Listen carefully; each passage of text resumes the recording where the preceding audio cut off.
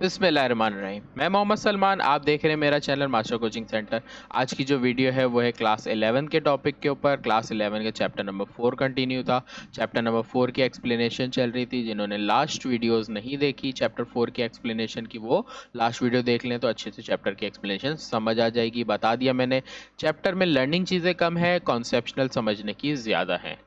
तो बढ़ते हैं आज की वीडियो के ऊपर। सेंट्रीपिटल फोर्स, आज का जो टॉपिक है स्टार्ट है सेंट्रीपिटल फोर्स, सेंट्रीपिटल एक्सेलरेशन से रिलेटेड आज का टॉपिक रहेगा। सेंट्रीपिटल फोर्स क्या है? डायग्राम नज़र आ रही है आपको भाई कि एक सर्कल में एक ऑब्जेक्ट मूव कर रहा है, एक स्टोन को किसी चीज़ से बांधा हुआ है।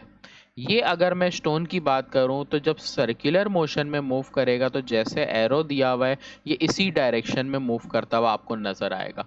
अगर मैं इस स्टोन की बात करूं तो जब इसमें सर्कुलर मोशन रोक दिया जाएगा तो ये अंदर की तरफ गिर सकता है, और अगर सर्कुलर मोशन रोकने के अलावा यहाँ पर इसमें से स्टोन का इस रोप के साथ जिससे साथ इसको अटैच किया है, अगर वो टूट जाए तो वो बाहर जाएगा।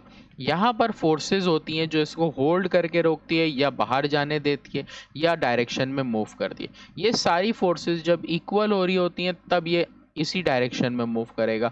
इनमें से कोई भी फोर्स ज़्यादा होगी, अंदर की तरफ खींचने वाली फोर्स ज़्यादा होगी तो अंदर की तरफ जाएगा, बाहर की फोर्स वाली ज़्यादा हो जाएगी तो बाहर चले जाएगा, या यहाँ की फोर्स कम हो जाएगी।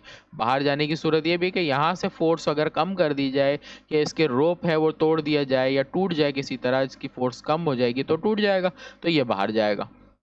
तो वो फोर्स जो किसी भी ऑब्जेक्ट को इनवर्ड सर्कल के डायरेक्शन में सर्कल पे लाने की कोशिश करती है वो होती है सेंट्रीपिटल फोर्स आपकी। The force which cause the acceleration is directed toward the centre, कि वो फोर्स जो किसी एक्सेलरेशन को ऑब्जेक्ट की डायरेक्ट करे सेंटर की तरफ वो कहलाती है सेंट्रीपिटल फोर्स। सही है, तो ये आपको डिस्क्रिप्शन और पूरी चीज़ें दी थी जो मैंने आपको एक्सप्लेन की। तो ये सारा था। सही है, आगे बढ़ते हैं। सेंट्रीपिटल फोर्स के अलावा एक और फोर्स की जो मैं बात कर रहा था जो बाहर की तरफ इसको ले जाती है, तो वो हमारी फोर्स होती है कौन सी? Centrifugal force. Centrifugal force. सही है, तो आउटवर्ड डायरेक्शन में जो ले जाती है वो सेंट्रीफ्यूगल और इनवर्ट सेंट्रीपिटल। देखो एग्जांपल और दिए सेंट्रीपिटल फोर्स की कि अर्थ सन के अराउंड की सेंट्रीपिटल फोर्स है जिसकी वजह से अर्थ प्रॉपर मूव कर रहा है। सेंट्रीपिटल फोर्स ज़्यादा हो जाएगी जिस दिन तो सन के अंदर आके अर्थ क्या है गिर सकता है, या कम हो जाएगी तो अर्थ बाहर जा सकता है। लेकिन ये कुदरती निज़ाम है जो अल्लाह ताला ने कायम किया हुआ है जिसकी वजह से ये क्या है मूव कर रहा है। तो अल्लाह ताला ने कुरान में भी इरशाद फरमाया है कि सूरज चांद के गिर्द घूम रहा है, तो ज़मीन और आसमान को अल्लाह ताला ने जिस तरह से बनाया है, जिस तरह से उसने रखा है, तो उसके निज़ाम में उसके अंदर कोई कमी नहीं है। जब उसके निज़ाम में कमी आ जाएगी तो इसका मतलब है अल्लाह ताला का अज़ाब इंसानों पर नाजिल हो गया है, या अल्लाह ताला ने जो वक्त क़यामत रखा है तो उसमें ये सारी चीज़ें अपनी जगह, अपनी चीज़ें, अपनी गर्दिश, अपनी रोटेशन, हर चीज़ को वो छोड़ देंगी। एक और एग्जांपल यहाँ देखो रेसिंग ट्रैक के दिए कि रेसिंग ट्रैक के वक्त एक गाड़ी है जो आगे जाने की कोशिश में, आगे जाने की फराग में होती है, आगे जाती रहती है, और यहाँ पर इसके सेंटर से जो इसकी फोर्स होल्ड कर रही है, जो इसको रोक के तो नहीं रखा लेकिन जो सेंटर की तरफ इसको रख रही है, उन दोनों ही वजह से ऑब्जेक्ट कोल डायरेक्शन मूव करता है। अगर ऐसा ना हो कि सेंट्रीपिटल फोर्स ना दी जाए, गाड़ी को इस तरफ ना खींचा जाए, इसके व्हील को इस तरफ ना रोटेट किया, तो गाड़ी सीधी चली जाएगी। ये गाड़ी को यहाँ पर सेंट्रीपिटल फोर्स की डायरेक्शन में मोड़ने के लिए क्या है, इसके पैडल व्हील को इसकी डायरेक्शन में व्हील को घुमाया जाता है जिसकी वजह से ये मूव करे। तो जो सेंटर की तरफ से इसमें फोर्स आने की कर रही है वो सेंट्रीपिटल फोर्स होती है। इसमें भी दिया है कि एक झूला जो है वो उसमें सेंट्रीपिटल फोर्स किस तरह से होती है कि सेंटर से इसको आगे की तरफ रखती है। अब अगर इसमें सेंट्रीपिटल फोर्स कम हो जाएगी तो ये बाहर जाके गिर सकता है, या सेंट्रीपिटल फोर्स ज़्यादा होगी तो ये नीचे भी गिर सकता है। सही, तो ये हमारे पास क्या है, कुछ एग्जाम्पल दी थी इसी सेंट्रीपिटल फोर्स की। अच्छा, नेक्स्ट है हमारे पास सेंट्रीपिटल एक्सेलरेशन। तो वो एक्सेलरेशन जो सेंट्रीपिटल फोर्स की वजह से बनती है या सेंट्रीपिटल फोर्स लगने के लिए लगती है वो हमारे पास सेंट्रीपिटल एक्सेलरेशन। तो centripetal acceleration, the acceleration of the object moving in a circle directed toward the centre, के सेंट्रीपिटल एक्सेलरेशन डायरेक्ट करती है सेंटर ऑफ द सर्कल, या वो एक्सेलरेशन जो वेलोसिटी को चेंज करती है सेंटर की तरफ डायरेक्ट करते वक्त वेलोसिटी को चेंज करती है और सेंटर की तरफ उसको रोकती है, वो हमारे पास कौन सी कहलाती है? सेंट्रीपिटल एक्सेलरेशन जो पीछे फिगर में भी शो की हुई है। सही है, आगे फिगर में शो की रही, नीचे वाली में मैं नीचे कर देता हूँ। ये अब ये बोर्ड में आपको नज़र आ रहा है एक सर्कुलर डायरेक्शन बनी है। तो सर्कल में आपको नज़र आ रहा है कि कोई भी सर्कल जब होता है तो सेंटर से लेके किसी भी पॉइंट तक का डिस्टेंस रेडियस होता है। अब अगर एक बॉडी की बात करें, वो इस पॉइंट से इस पॉइंट तक मूव होके आती है तो ये इसका डिस्प्लेसमेंट होता है। वेलोसिटी की बात करें तो वेलोसिटी टेंजेंटल कंपोनेंट में आती है। सही है, तो ये आपको पीछे भी सिखाई थी, पीछे भी बताई थी, यहाँ डिटेल है। अब अगर मैं इन दो एरो की बात करूं, इसको अगर मैं कलर से चेंज कर देता हूं तो मैं इसके कलर को येलो कर दूं, तो येलो से जो एरो बने हुए हैं वो शो कर रहे हैं किस चीज़ को, इसकी एंगुलर वेलोसिटी को। तो अगर इन्हीं कंपोनेंट को अलग से ड्रॉ कर दिया जाए तो ये हमारे पास एक इसकी डायग्राम बनती है कि एक इनिशियल कंपोनेंट था, एक फाइनल कंपोनेंट है, दोनों को बनाया। वेक्टर एडिशन के रूल से अगर ऐड करें तो रिजल्टेंट वेलोसिटी इसकी डेल्टा थीटा डेल्टा वी जो किसके बराबर होगी, v2 माइनस v1 के बराबर होगी। सही, तो डेरिवेशन हो रही है यहाँ पर किसकी, डेरिवेशन फॉर सेंट्रीपिटल एक्सेलरेशन। सही, इसी फिगर के ऊपर इसकी डेरिवेशन पे डिपेंड करेगी।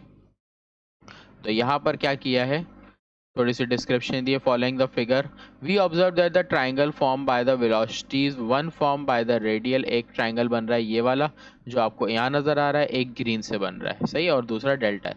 And are similar, both triangles A B C P Q R isosceles. Isosceles का मतलब है कि दो एंगल्स इक्वल हैं इनके।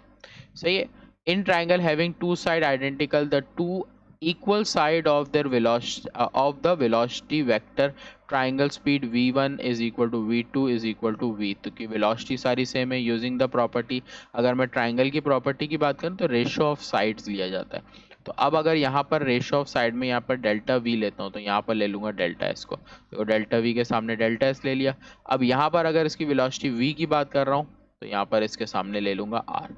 अब ये v किस लिए लिया, क्योंकि हमने पीछे फिगर में यहाँ लिखा है सवाल के डिस्क्रिप्शन में कि v1 हो गया v के बराबर, v2 v के बराबर है, दोनों ही v के बराबर हैं क्योंकि वेलोसिटी सेम है और आइसोसेलेस ट्राइंगल है। सही, इसलिए यहाँ बजाय v1 के v सिंबल लिया है। क्लियर है। इसके बाद हमने क्या किया, ये v डिवाइड में था, वहाँ जाके मल्टीप्लाई में, तो सॉल्व करके दिखा देता हूँ अब, तो आप लोग को अच्छे से समझ आ जाएगा ये। सही है, तो पहले हमारे पास फॉर्मूला था delta V divided by V is equal to delta S upon R. V divide में वहाँ जाके मल्टीप्लाई हो जाएगा, delta V is equal to V delta S divided by R. यहाँ तक क्लियर है। अब हमने यहाँ पर टाइम लाने के लिए टाइम को डिवाइड किया, इधर भी टाइम को डिवाइड किया और इधर भी टाइम को डिवाइड किया। यहाँ पर थोड़ा सा इस तरफ कर लिया कि इसको अरेंजमेंट कर ली कि delta we upon delta T, इसमें हमने v और r को एक तरफ लिया, डेल्टा s और डेल्टा t को एक तरफ लिया। ये क्यों लिया, क्योंकि हमारे पास वेलोसिटी अपॉन टाइम जो है वो एक्सेलरेशन के बराबर होता है। अगर मैं बात करूं डिस्टेंस अपॉन टाइम, ये बराबर होता है वेलोसिटी के। तो यहाँ दो वेलोसिटी आई तो हमारे पास एक्सेलरेशन का फॉर्मूला बन गया v स्क्वायर अपॉन r। तो ये इस तरह से आया। सही है, तो ये सारे सिंबल और ये सारी चीज़ें जो डिस्क्रिप्शन दी वो यहाँ पर मैंने आपको समझा दी। सही है, तो ये हमारा एक्सेलरेशन का फॉर्मूला आता है। अगर मैं इसको फर्दर सॉल्व करूँ in term of angular velocity के, तो हमारे पास था v is equal to R omega. तो ऊपर जो हमारे पास ए सी का फॉर्मूला था वी स्क्वायर अपॉन आर, यहाँ पर v की जगह वैल्यू रखी ओमेगा आर, v पे स्क्वायर है इसलिए इस पे भी स्क्वायर आ जाएगा, R square omega square divided by R. एक आर कैंसिल हो गया तो ओमेगा स्क्वायर आर हमारा फॉर्मूला बन गया। आर ओमेगा स्क्वायर लिखो या ओमेगा स्क्वायर आर लिखो, बात एक ही है। अब अगर बात करें तो ये एक्सेलरेशन हमारी सेंट्रीपिटल एक्सेलरेशन हो गई, तो सिंबल लिखेंगे a square is equal to omega square r. Clear.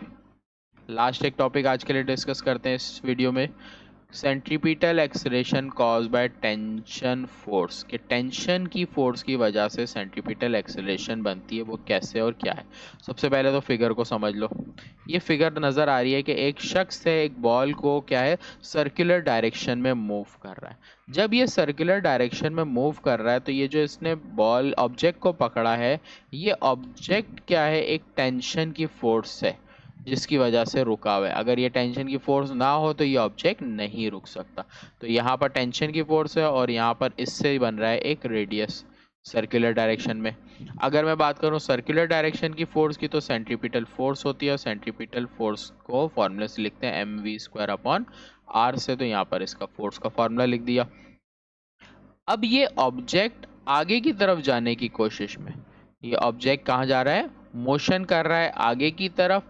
लेकिन अगर मैं इस ऑब्जेक्ट की बात करूं तो इसका जो वेट है ऑब्जेक्ट का वो डाउनवर्ड डायरेक्शन में, जो सेंट्रीपिटल फोर्स है वो आगे की तरफ जा रही है, इसका वेट है वो नीचे की तरफ जा रहा है। तो इसी तरह अगर सेंट्रीपिटल फोर्स टोटल की बात करूं तो सेंट्रीपिटल फोर्स यहाँ पर बराबर होगी क्या, टेंजिटल फोर्स माइनस वेट, यहाँ पर गलत लिखा हुआ है, टेंजिटल फोर्स माइनस वेट के बराबर F T is equal to M G. अगर मैं इसको यहाँ प्लस से भी लिखता हूँ तो बुक में गलती नहीं है, बस है क्या कि जो जी है हमारे पास क्या है वो माइनस में लिया हुआ है क्योंकि वो अपोजिट डायरेक्शन में जा रहा है। तो यहाँ पर एफ टी हमारे पास किससे बनाया, इन्होंने इस तरह लिखा है।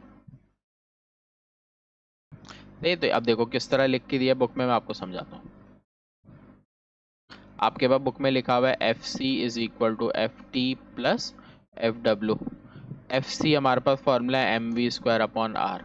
अगर मैं एफ टी की बात करूँ, टेंजेंटल फोर्स निकालनी है, वेट हमारे पास एम जी के बराबर है, तो ये प्लस में है दूसरी तरफ जाके माइनस में हो गया, तब ये ऐसे लिखा है। सही, बुक में भी गलती नहीं है, प्रॉपर ही सही लिखा हुआ है। तो ये हमारे पास अगर टेंजेंटल फोर्स डायरेक्ट निकाले, मैंने यहाँ से समझाया, तो डायरेक्ट भी आप निकाल सकते हो कि टेंजेंटल फोर्स डायरेक्ट किस तरह निकली कि भाई सेंट्रीपिटल फोर्स क्या है, माइनस होगी वेट के फोर्स से, क्योंकि वो अपोजिट डायरेक्शन में इसलिए माइनस होगी।